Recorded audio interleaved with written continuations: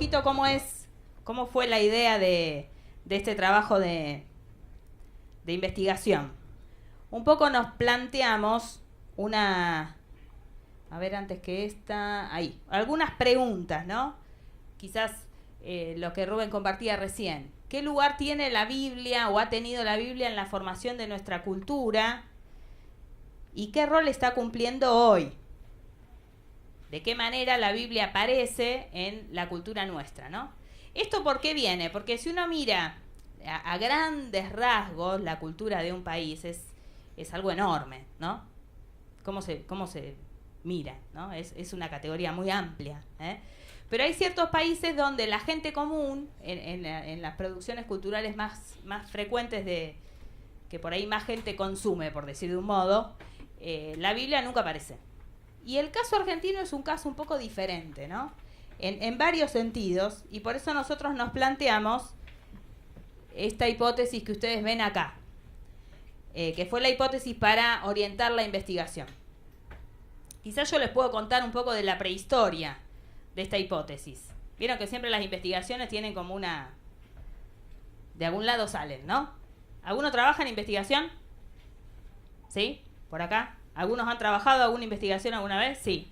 Vieron que en la investigación uno empieza con alguna pista, ¿no? Que de golpe aparece. Bueno, en nuestro caso, lo que sucedió fue que yo trabajé para un proyecto de investigación de UBA con las ideas de familia en los textos escolares. Ahí empezó todo, ¿no? Buscamos textos escolares de principios del siglo XX para leer cómo aparecía la familia, los roles en la familia, el lugar de los hijos, ¿no? Y resulta que cuando yo empiezo a mirar esos libros de texto de la escuela, me encuentro con un montón de texto bíblico ahí. Digo, ¡apa! ¿Qué pasó? ¿Por qué? Porque los libros de texto de principios del siglo XX estaban controlados por el Ministerio de Educación. Y de algún modo el Ministerio de Educación los filtraba y los aprobaba o no. Si el Ministerio de Educación de la Nación los aprobaba, entonces se usaban en las escuelas nacionales, que eran la mayoría de las escuelas primarias que se habían creado después de la Ley 1420. Entonces, esos libros habían pasado un filtro, ¿no? Y a pesar del filtro, ¿no? O habiendo, no sé de qué modo pasado ese filtro, aparecía mucho de texto bíblico ahí. Entonces, eso fue como lo primero que yo descubrí en esta línea. Y después, cuando hice mi investigación de doctorado, trabajé con un tema similar, fue sobre algo que nada que ver con esto, pero sobre suicidio de jóvenes, pero buscando cómo aparecían creencias en los discursos académicos en relación con ese tema, y resulta que encontré lo mismo, que en un montón de argumentaciones académicas de grandes cientistas de las ciencias sociales y humanas, aparecían contenidos bíblicos y religiosos, pero ¿cómo decirlo? Claro, disimulados, solapados, medio escondidos, que no se note tanto, pero cuando uno lo sabe mirar, los encuentra, ¿no?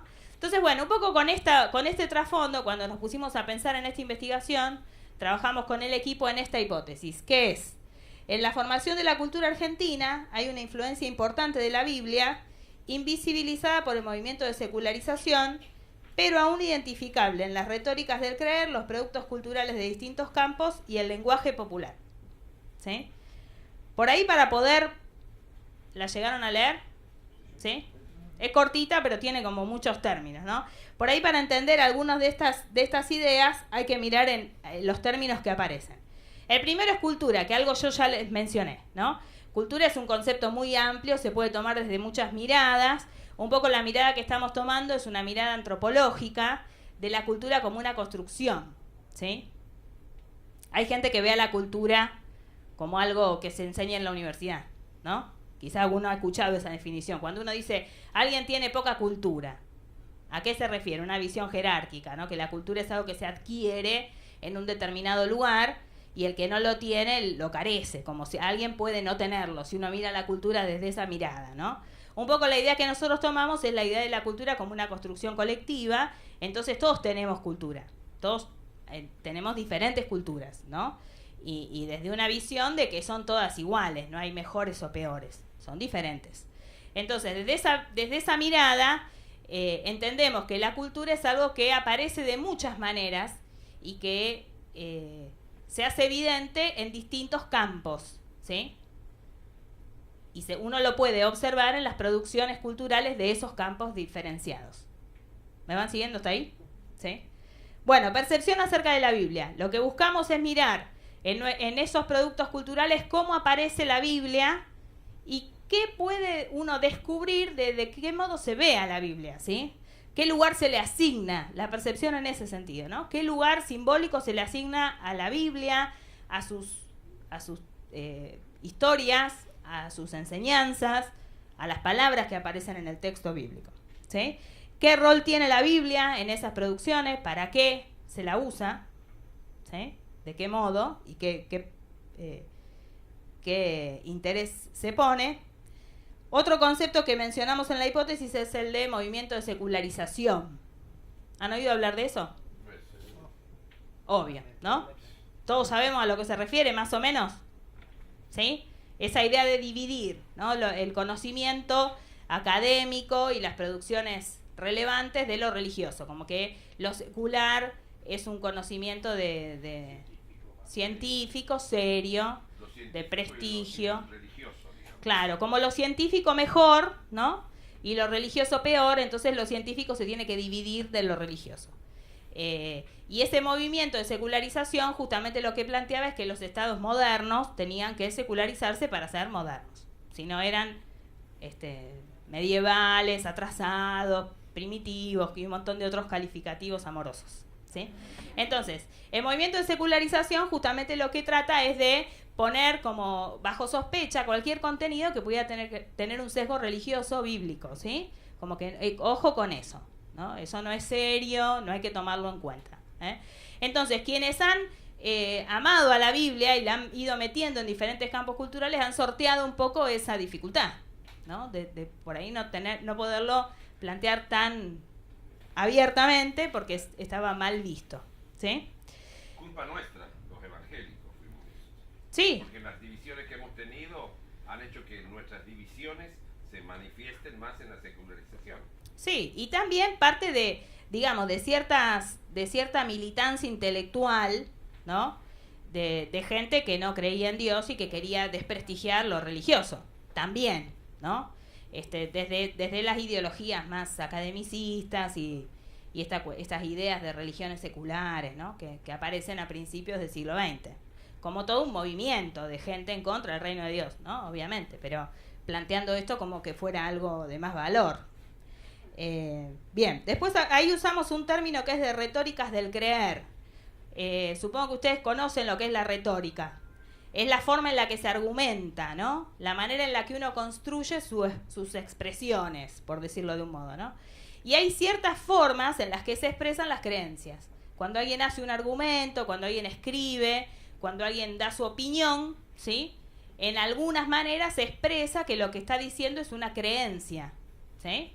¿Cómo se expresa eso? Bueno, hay una larga lista de recursos, con metáforas, con metonimias o transnominación, que son modos de nombrar las cosas de otra forma y usar alegorías o analogías. Y cuando uno ve esas cosas, uno dice, bueno, ahí aparece una creencia, ¿no? Esto es un recurso muy de la investigación académica que viene de los análisis de discurso y esas cuestiones. Lo que nosotros tomamos es esta idea para, cuando analizamos las producciones culturales, no estamos buscando que tenga por ahí una cita bíblica entre comillas y diga Mateo 5:23, ¿sí? Porque a lo mejor eso no lo vamos a encontrar. Eso pensamos cuando hicimos la hipótesis. Después resulta que algunos encontramos así como casi que le faltaba la cita bíblica, ¿no? Pero por ahí aparece la Biblia mencionada desde otros lugares, ¿no? Y es interesante prestarle atención a esas apariciones. Y en esa misma línea va este concepto de intertextualidad, ¿sí? ¿Qué es la intertextualidad? Es un concepto que tiene que ver con que en un texto determinado hay otro adentro, metido como, ¿no? Abiertamente, dicho, citado, o no. O como, sin explicitarse, pero está relacionado, ¿sí? Dentro de intertextualidad hay diferentes tipos, pero no nos vamos a meter en eso porque los voy a dormir, ¿no? Si nos metemos con toda esa teoría de la semiótica y yo qué sé, después ustedes lo pueden buscar. Entonces, lo que yo les quiero proponer, vieron que les decía que un poco la idea de este espacio es que sea un taller, es que hagamos un pequeño trabajo en grupo. ¿Se animan? Bien. ¿Sí? Voy a necesitar ayuda para repartir esto, una para cada uno. A ver quiénes me ayudan. Quizás hasta podemos tener 2 cada uno.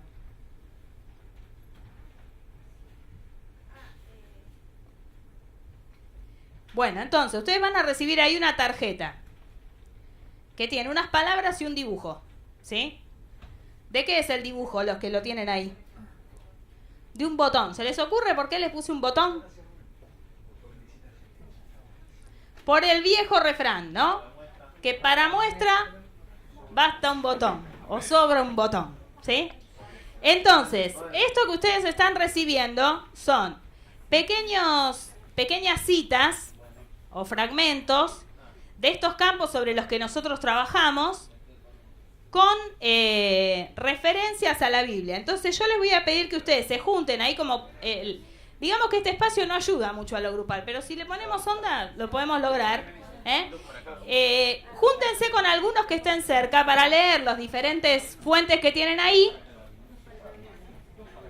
5 minutitos y pensar si conocían eso, de qué campo es esa información, ¿sí? De qué campo de la cultura y cómo aparece la Biblia en eso que ustedes encontraron ahí.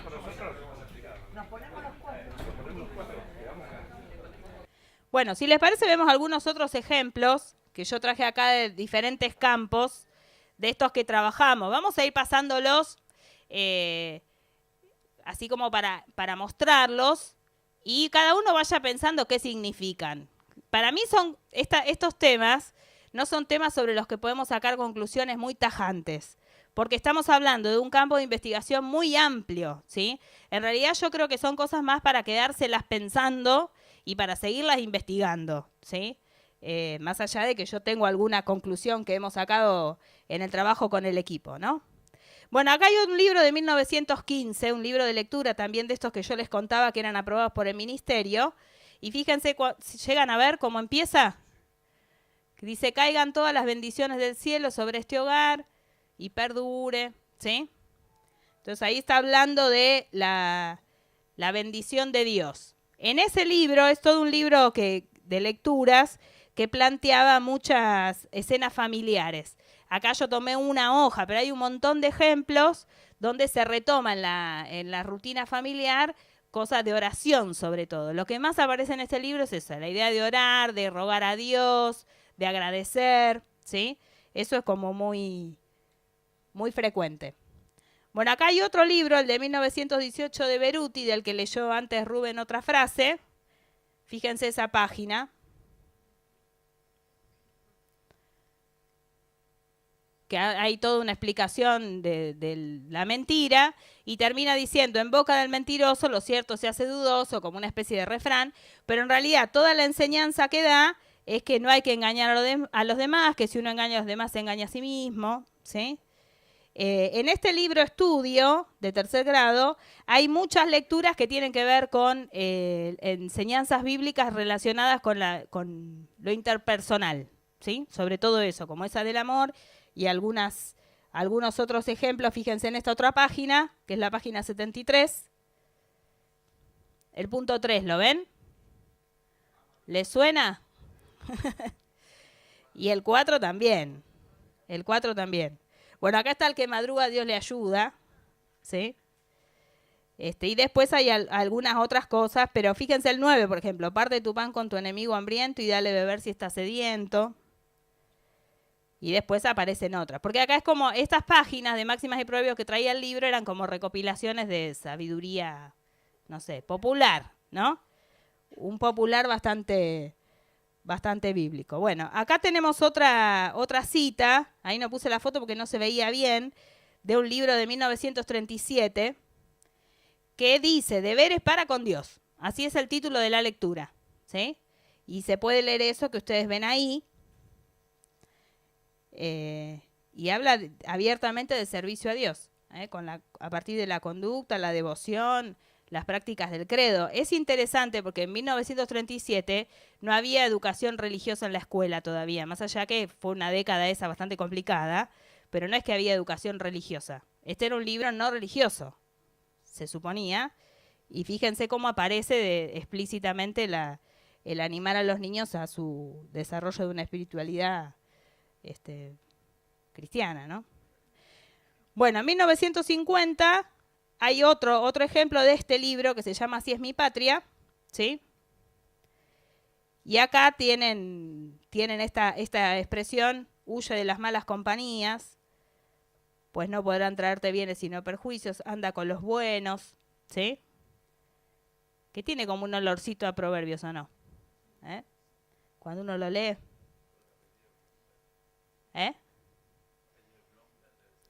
Debe ser un judío. En 1957 está este libro que se llama Viaje de papel. Fíjense que ya está en colores. Fue avanzando la tecnología. No sé si llegan a leer, porque es una leyenda que está contada, pero donde hace todo un recorrido de la persona de Jesús. Ahí dice, un niño escuchó el llanto y se encaminó al monte. Se contaban de él cosas maravillosas.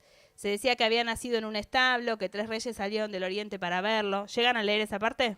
¿Sí? Que lo leo yo entonces. 3 reyes salieron del oriente para verlo y adorarlo, que una estrella le servía de guía, y al llegar los 3 reyes al establo se quedó la estrella detenida, inmóvil, sobre la humilde cuna de hierbas y pajas. Se decía también que el niño hablaba con los peces, bueno, hay otras cosas más que agrega. Y después cuenta el resto de la historia de este niño que se le aparece a esa nena que está ahí con sus ovejas, ¿sí? En el medio de la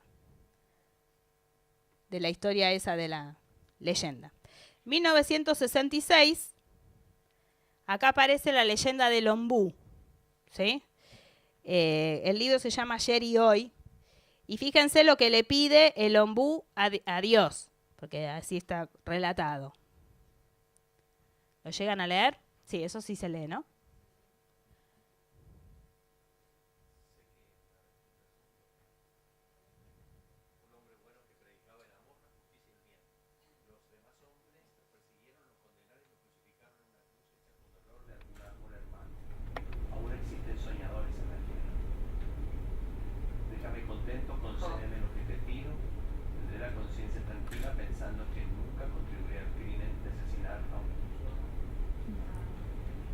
Y ahí está la lectura y aparece, ¿no?, esta historia de Jesús. Bien, a ver si tengo algún otro. No, ya después pasamos a otro campo. Bueno, ahí tienen algunos ejemplos, hay más, ¿sí? Y en realidad cuando uno rastrea un poco la ética y lo que se llama formación ética y ciudadana hasta el día de hoy, si uno mira los contenidos del Ministerio de Educación actuales, hay mucho de la ética cristiana presente.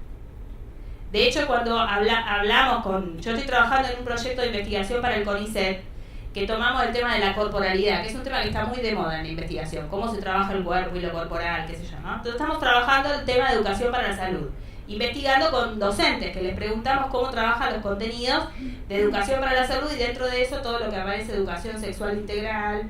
Y en general los maestros lo que dicen es que ellos están enseñando lo mismo que aprendieron ellos y que se enseñaba antes, y que esta cosa moderna ellos no la enseñan porque no están de acuerdo, ¿no? Algunas cosas como más liberales podríamos pensar desde alguna mirada, y los docentes en general mantienen una postura ética muy cercana a la interpretación más evangelical del texto bíblico, ¿sí? Que también tiene influencia católica, pero no solamente. Para mí es interesante en la educación que las primeras maestras que trajo Sarmiento no eran católicas, eran protestantes, y tuvieron una influencia muy fuerte en el sistema educativo. De hecho, yo creo que esto de poner a la lectura de los niños al texto bíblico es algo mucho más protestante que católico. Esa es mi hipótesis, no lo puedo probar, porque en realidad de esos autores de los libros no se encuentra biografía como para que uno pueda saber su filiación confesional, ¿sí?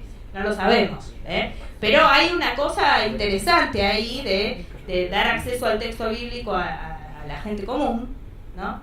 Y en el inicio del sistema educativo eso fue fundamentalmente protestante. Hay un autor de la UBA que es Fortunato Marimachi, quizás ustedes lo conocen, trabaja en UBA, en UCA, en CONICET. Bueno, él escribió un libro que se llama El mito de la Argentina laica, ¿no? Y que él lo que plantea es que hay una influencia muy fuerte del catolicismo, que eso es innegable. Pero él en su libro, lo protestante nos deja de lado. No existimos.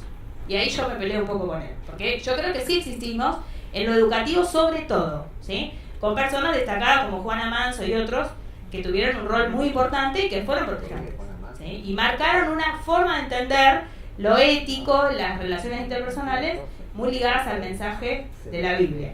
Que eso uno dice, bueno, se ha perdido bastante, ¿no? Hoy por hoy, cuando miramos el sistema educativo actual.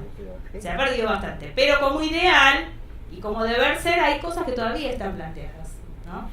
Y que no se han ido del todo de nuestra idiosincrasia como nación. Más allá de que por ahí hay ciertos aspectos de egoísmo y eso que uno ve, y bueno, todavía hay bastante para hacer. Bueno, miremos algunos ejemplos, si les parece, de música popular. Yo había puesto algunos de los señaladores. De estos encontramos unos 80 en esa búsqueda que yo les comentaba que hicimos con los estudiantes. Y no están incluidos ni la Biblia de Box Day ni el tango, ¿sí? Sino otras formas de música popular. Tratamos de buscar de la última parte del siglo XX hasta el presente, a partir de 1976 más o menos, desde ahí, buscar referencias. Ahí ustedes pueden ver los años, ¿no? ¿Paso?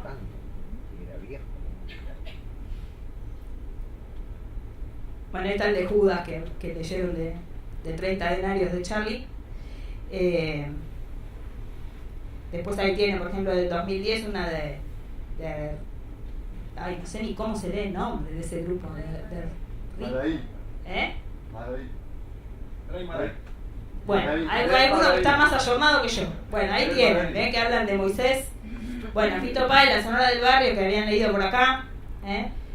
Algo de folclore. En el folclore hay muchas más referencias. En realidad no investigamos tanto el folclore, porque en el folclore hay un montón también.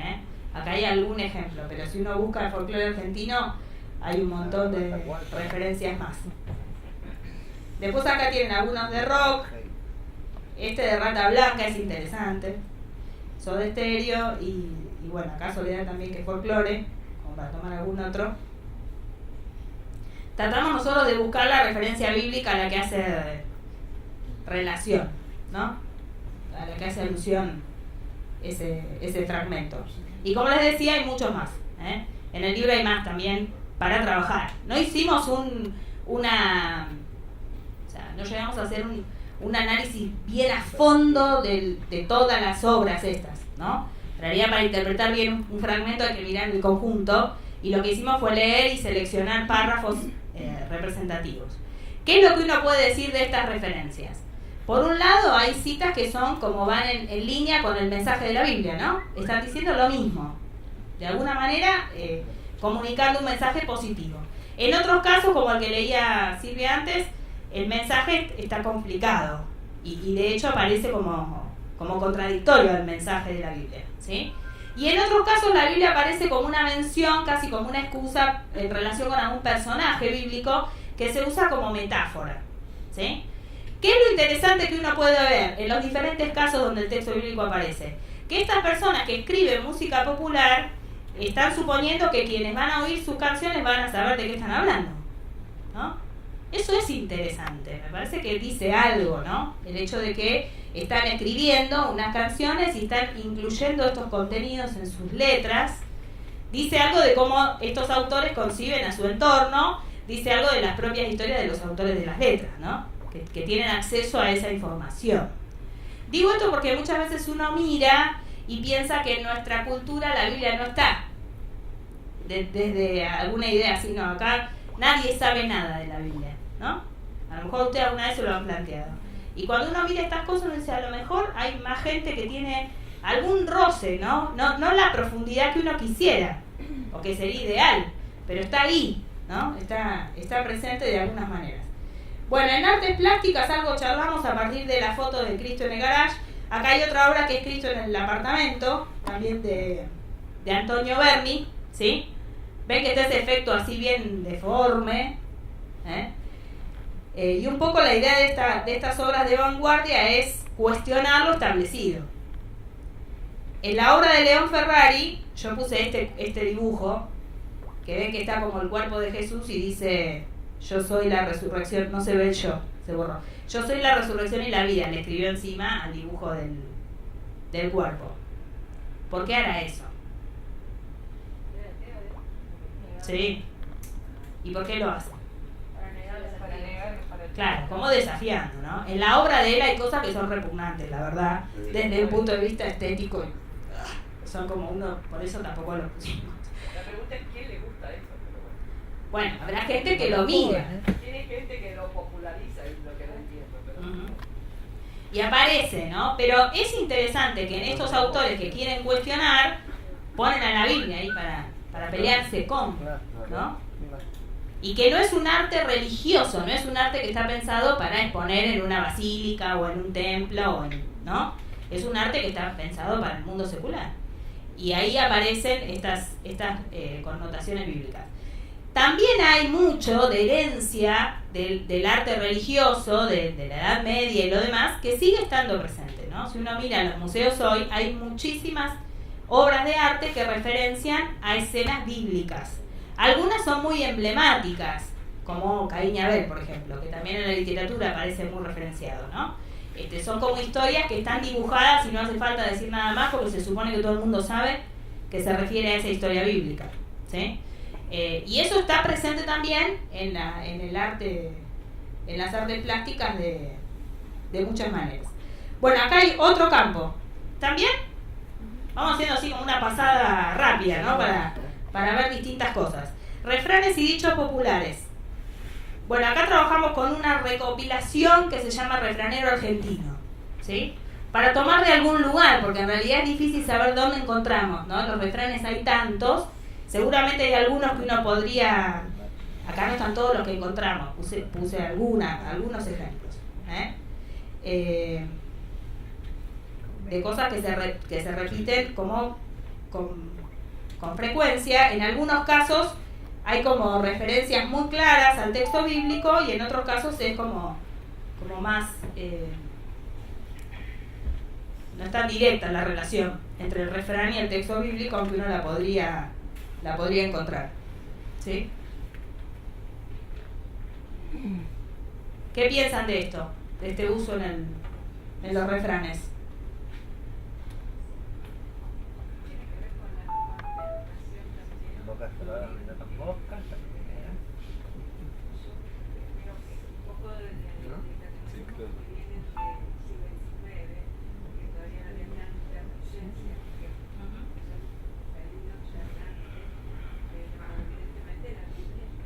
Se mantienen, ¿no? Muchos vienen del siglo XIX europeo, sobre todo, ¿no? De los inmigrantes que los fueron trayendo. Pero es interesante que se mantienen, no son cosas que nadie dice, la gente los sigue repitiendo, ¿sí? Hasta el día de hoy se siguen diciendo estos refranes. Entonces, es interesante verlos ahí, ¿sí? No sabe por ahí lo que significa la gente, pero lo dice, ¿no? Y para mí eso es interesante tener, porque un poco lo que hablábamos con el equipo de investigación al hacer esto, es que estos puntos de contacto entre nuestra cultura y la Biblia son puentes para acercarnos a los otros, que se sienten tan lejos, ¿no? Que se sienten tan lejos de la Biblia. Y en realidad, en un montón de aspectos de nuestra cultura más cotidiana, están cerca de la Biblia, nomás que no se han dado cuenta por ahí, no lo tienen claro, no lo conocen, ¿no? Y es interesante ver si los podemos acercar. Hay un campo que no llegamos a trabajar en la investigación, pero yo puse para dar otro ejemplo, que es el campo de la historieta. En la historieta argentina hay muchas referencias a la Biblia. De hecho, don Fulgencio era un colportor de la Sociedad Bíblica, ¿no? Entonces, desde ahí hay, digamos, un montón. Acá yo puse 2 ejemplos de Mafalda. Está bueno, es el primero, ¿vieron? ¿Lo llegan a leer allá? Y estos derechos a respetarlos, se refiere a los derechos humanos. No vaya a pasar como con los 10 mandamientos. Bueno, y acá el segundo habla de la creación, ¿no? Esto tan lindo lo hizo Dios, le dice la mamá, qué lástima que aquí le dieran la licitación a otros. Bueno, en la historieta argentina también hay contenido bíblico bastante, referencias que no están explicadas, están mencionadas como, bueno, dando por supuesto que quien lo lee lo va a entender. Después hay productos culturales más recientes como estos, ¿sí? Y otros que podemos agregar, con los que nos podemos pelear a fondo o los podemos amar, eso depende de lo que cada uno, como cada uno lo sienta. Yo he leído críticas de gente que está ofendidísima por estas cosas, hay gente que está feliz de la vida, qué sé yo. Bueno, pero está la Biblia ahí, ¿no? Y hay algunos fragmentos que uno puede observar de estas series que son bastante apegados al texto bíblico, ¿no? Y la gente lo consume, no sé si se da mucha cuenta, pero está conociendo parte del texto bíblico. En el caso de la película de Oscar Martínez, la frase ahí, ¿vieron? Arriba nadie es profeta en su tierra, ¿sí? La historia no es religiosa en sí de la película, si la han visto, pero la presentación. Y también aparecen en obras musicales o de teatro, muchas veces, por eso está el ejemplo, ¿no? Como frases bíblicas puestas para difundir. Bien, discursos políticos. El segundo que está acá fue el que leyeron, ¿sí? El primero se lo recordarán, ¿no? Argentina, levántate y anda, que fue esa frase de la campaña, ¿no? En el contexto de la hiperinflación. Y bueno, síganme, no lo voy a defraudar ni lo pusimos. Pero ustedes lo recuerdan. Pobre siempre habrá con nosotros, dijo Jesús. Esa también. No, Sí. él conocía la Biblia.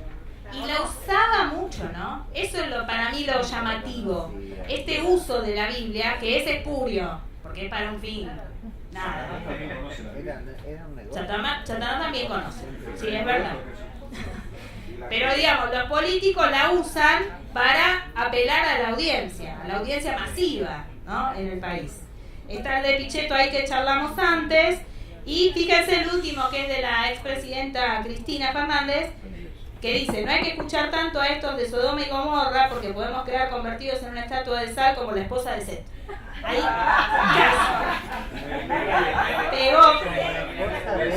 casi le pegó. Bueno, pero en realidad está hablando en contra de los que cuestionaban al gobierno en una cadena nacional, y entonces usa esta metáfora, ¿no? De los de Sodoma y Gomorra, y de no mirar para atrás, como la esposa de Set.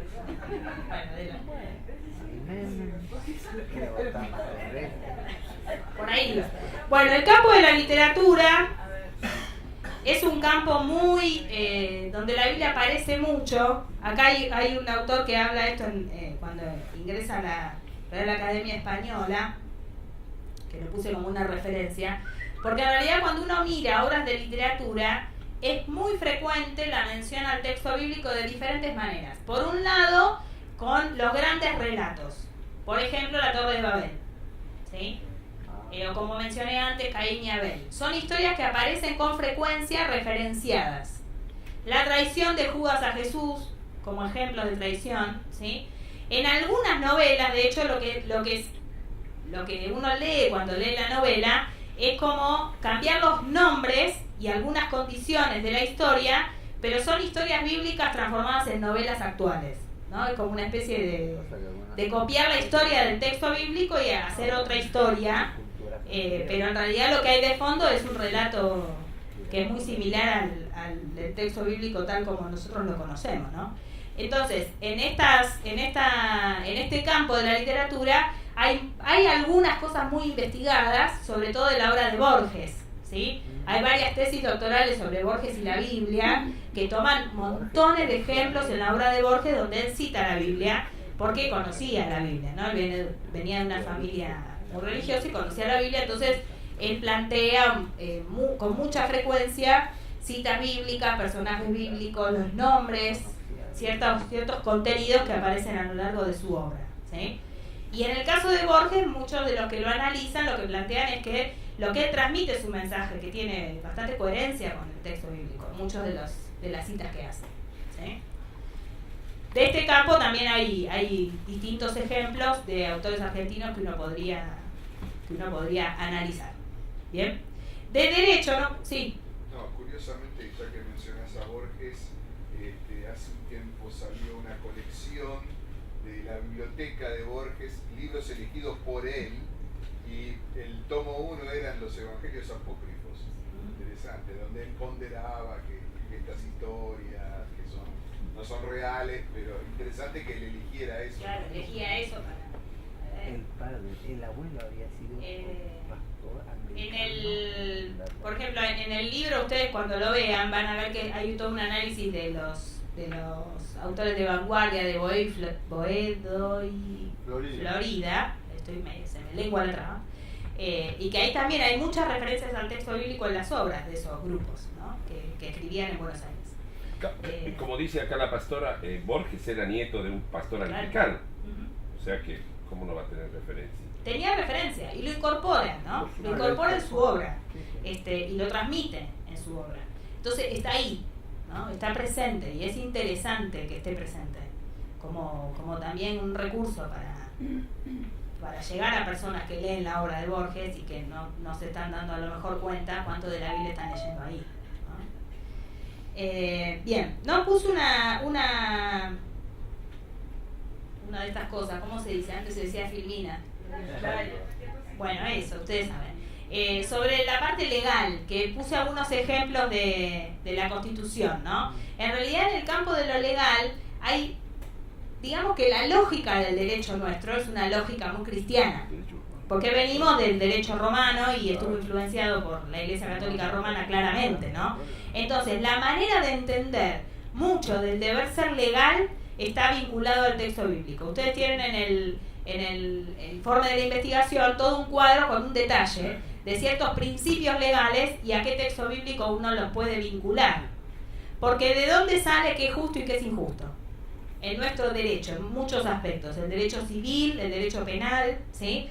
La manera en la que se decide qué es justo y qué es injusto tiene mucho que ver con los principios del texto bíblico. Por herencia de haber venido de un Estado cristiano, ¿sí?